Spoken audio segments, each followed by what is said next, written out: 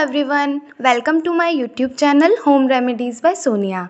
Friends, अगर आप young हैं और आपकी हड्डियों से कट कट की आवाज़ आ रही है तो इसका ये मतलब बिल्कुल भी नहीं है कि आपको ऑस्टियोआर्थराइटिस हो गया है या गठिया का रोग हो गया है। अगर यंग एज में ऐसा होता है तो आपके शरीर में गैस या वात ज़्यादा बनती है। आपकी हड्डियों के बीच में जो फ्लूइड होता है उसमें हवा की बुलबुले बनना शुरू हो जाते हैं और वो बुलबुले जब फूटते हैं तो आपकी हड्डियों से कट कट की आवाज़ आती है। तो आपको अपने डाइजेस्टिव सिस्टम को स्ट्रॉन्ग बनाना है ताकि हमारी बॉडी में गैस इकट्ठी ही ना हो सके। इसलिए रात को आपको खट्टी चीज़ों का सेवन नहीं करना है और पानी हमेशा बैठकर पिएं, कभी भी खड़े होकर पानी ना पिएं। खड़े होकर पानी पीने से आपके शरीर में वात रोग बढ़ता है। तो ये 2 चीज़ें आपको ध्यान में रखनी हैं। अब बात करते हैं, अगर आपकी एज 40 से ऊपर है और आपको ये प्रॉब्लम हो रही है तो इसकी मेन वजह गठिया होता है या यूरिक एसिड बढ़ जाता है।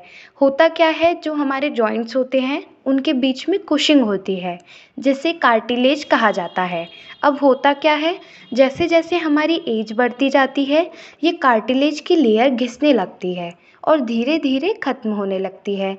और जब ये लेयर ख़त्म होने लगेगी तो हमारी हड्डियाँ आपस में रगड़े खाएंगी आपस में, तो उसकी वजह से ये कट कट की आवाज़ आती है। इसलिए जब ये प्रॉब्लम स्टार्ट हो तब से ही हमें इसका इलाज शुरू कर देना चाहिए। इसके लिए मैं आपको होम रेमेडी बता रही हूँ, उसको फॉलो करें। पहली है, आपको 20 ग्राम काले चने लेने हैं और उन्हें रात को 1 गिलास पानी में भिगो देना है और सुबह खाली पेट इस पानी को पीना है और चने को चबाकर खा लेना है।